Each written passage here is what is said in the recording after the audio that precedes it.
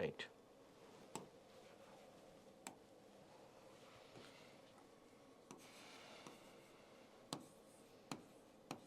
మొత్తం ఒక 10 ఏళ్లలో మనకు గుర్తున్న కొన్ని కేసులు రాసుకుందామండి. ఫస్ట్ బాగా తెలిసిన కేసు ఏంటి మనకి? ఈ ఓటుకు నోటు కేసు, అదే కదా.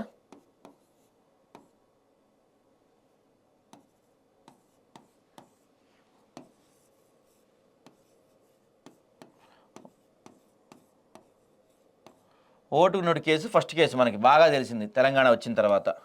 ఆ తర్వాత ఏంటి? బీజేపీ వాళ్ళు ఏదో ఎమ్మెల్యేల కొనుగోలు అన్నారు కదా. బీజేపీ వాళ్ళు ఎమ్మెల్యేలు కొంటున్నారు మా ఎమ్మెల్యేలని అని చెప్పి అప్పుడు మాడారు కదా. బీజేపీ ఎమ్మెల్యే కొనుగోళ్ళు. మరి ఆ తర్వాత ఇంకొక వచ్చిన డ్రగ్స్ కేసులు ఎన్ని వచ్చినాయి?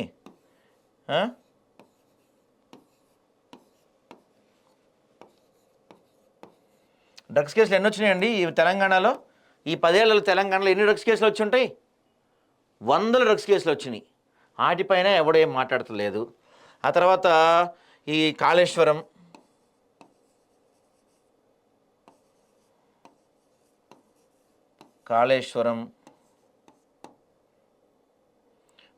మిషన్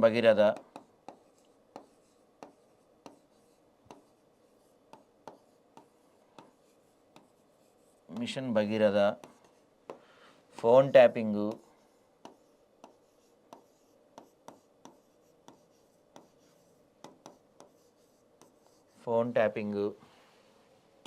జిఎస్టీ కుంభకోణం కూడా ఒకటి ఉంది కదా ఇక్కడే.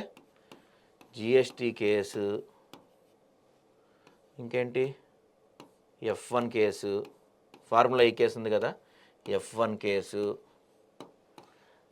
కవితమ్మది లిక్కర్ కేసు,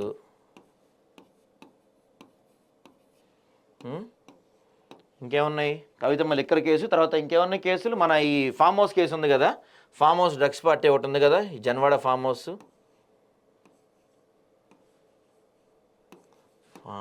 కేసు ఒకటి. ఆ తర్వాత ఇదేంటి ధరణి,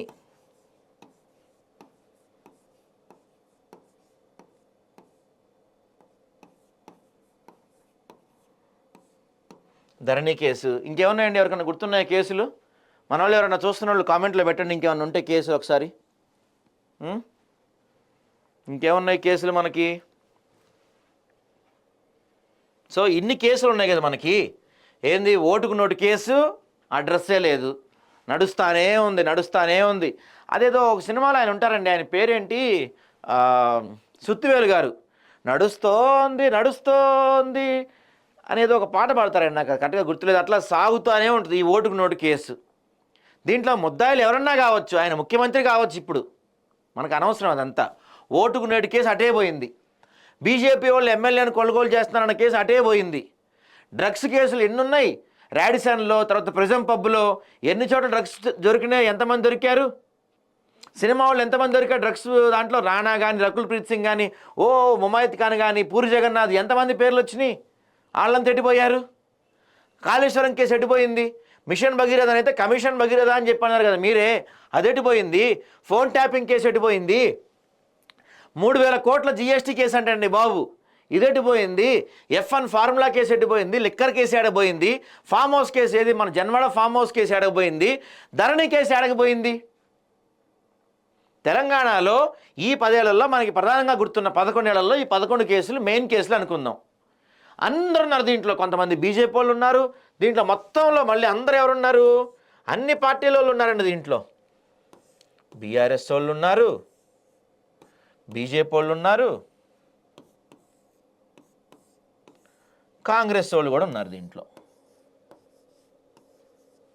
అందరూ ఉన్నారు దీంట్లో. అన్ని పార్టీల నేతలకి పైన కేసులు ఉన్నాయి. అంటే నువ్వు కొట్టినట్టు చెయ్యి, నేను వదిలేసినట్టు చేస్తా. నువ్వు తిట్టినట్టు చెయ్యి, నేను తిట్టినట్టు చేస్తా. నువ్వు నన్ను ఒరేయారు, నిన్ను నీ అమ్మ అంట. కానీ తెర ముందే ఇదని, తెర వెనక మళ్ళీ నువ్వు నేను ఒకటే. సాయంత్రం ఇద్దరం కూర్చొని సిట్టింగ్ చేసుకుందాం, డ్రగ్స్ పార్టీ చేసుకుందాం.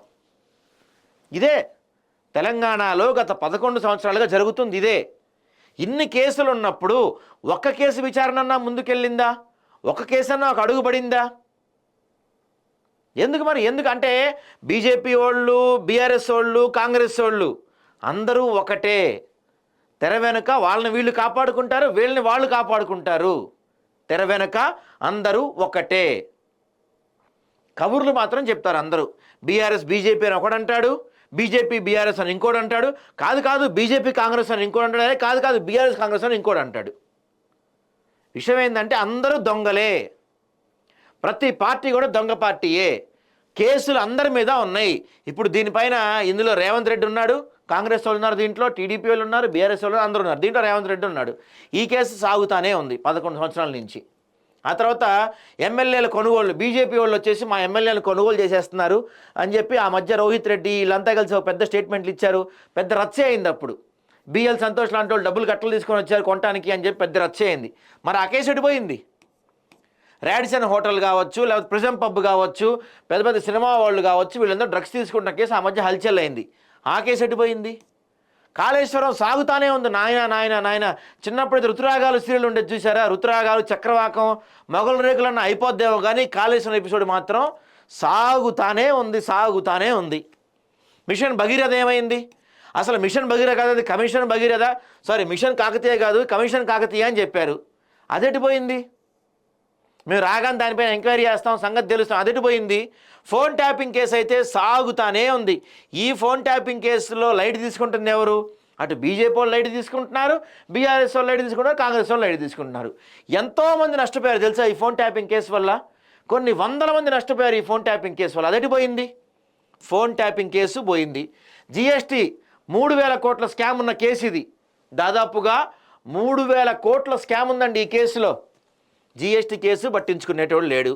మరి F1 ఫార్ములా 1 కేసు ఏమైంది? సాగుతానే ఉంది అది కూడా. ఈ జన్వాడ ఫామ్ హౌస్ కవితమ్మ లిక్కర్ కేసు ఏమైంది? నడుస్తానే ఉంది. ఏకంగా 2-3 రాష్ట్రాల ప్రభుత్వాలే కూలిపోయినాయి ఆ కేసు వల్ల. మరి ఫామ్ హౌస్ కేసు ఏమైంది? మీ రాజ్బాకాలో ఉన్నాడు, మా వాళ్ళ బామ్మర్ది డ్రగ్స్ తీసుకున్నాడని కూడా ప్రూవ్ అయింది. దాంట్లో చాలామంది ఉన్నారు, అడ్డిపోయింది. ధరణి అయితే వామ్మో, మేము రాగానే, మేము వచ్చిన తెల్లారి నుంచే మేము జనం అందరికీ ఈ బీఆర్ఎస్ వాళ్ళు దోచుకున్న స్థలాన్ని మేము పనిచేస్తాం, ధరణిని మేము తీసేస్తాం, ధరణిని బంగాళాఖాతంలో కలిపేస్తాం, భూభారత్ తీసుకొస్తాం, అది చేస్తాం అని చెప్పారు. 14 నెలలు అయిపోయింది. గుంట భూమి తిరిగి తీసుకొచ్చారా మీరు రాష్ట్రంలో ఎక్కడన్నా? గుంట భూమి తిరిగి తీసుకొచ్చారా? నేను చెప్పేది ఏంటంటే క్లియర్గా అటు బీజేపీ అయినా, బీఆర్ఎస్ అయినా, కాంగ్రెస్ అయినా అందరూ దొంగలే. అందరూ సమానంగా ప్రజల దగ్గర దోచుకుంటారు. పెద్ద పెద్ద కేసులు ఆ కేసులో బీజేపీ వాడున్నా, బీఆర్ఎస్ వాడున్నా, కాంగ్రెస్ వాడున్నా ఆ కేసు పక్కెళ్ళిపోద్ది తప్ప దానిపైన ఎటువంటి విచారణ జరగదు, దానిపైన తీర్పు రాదు, ఏమీ కాదు. నీలాంటోడు నాలాంటోడు సామాన్యులకు శిక్ష పడతాయి ఈ కోర్టుల్లో, ఈ న్యాయస్థానాల్లో. ఇలాంటి వాళ్ళకి, బలిసిన వాళ్ళకి, రాజకీయ నాయకులకి మాత్రం ఎటువంటి శిక్షలు ఉండవు, ఎటువంటి కోర్టు కేసులు ఉండవు. అసలు ఆ కేసు ముందుకెళ్ళదు, విచారణ జరగదు ఫస్ట్ శిక్ష పడాలంటే. పాపం న్యాయస్థానంలో మంచి వాళ్ళు ఎదురు చూస్తూ ఉంటారు, అరే మొత్తం ప్రూవ్ చేస్తే వీళ్ళని అరెస్ట్ చేద్దామని. అసలు ప్రూవ్ అవ్వదు కదా, విచారణ సాగదు కదా. ఓటు నోటు విచారణ ఎప్పటి నుంచి సాగుతుందండి? ఇప్పుడు 2 రాష్ట్రాల్లో ముఖ్యమంత్రులు ఉన్నారు, దాంట్లో A1 A2. ఇంకేం సాగిద్ది అది? ఓటు నోటు సాగదు. బీజేపీ ఎమ్మెల్యేల కొనుగోలు కేసు అయితే అసలు ఆ బిఎల్ఎన్ సంతోష్ పైన ఇది పెట్టారో అది ఇడిపోయిందో కూడా తెలియదు. అదైతే ఈ డ్రగ్స్ కేసులు ఇవన్నీ ఎన్ని కేసులు? మనం అందాజుగా 11 కేసులు రాసాం ఇక్కడ, ఇంకెన్ని ఉన్నాయో. క్లియర్గా చెప్తుంది ఏంటంటే ఎవరొచ్చినా, ఏ పార్టీ వచ్చినా ఒకటే. రాజకీయ నాయకుడు ఒకడే.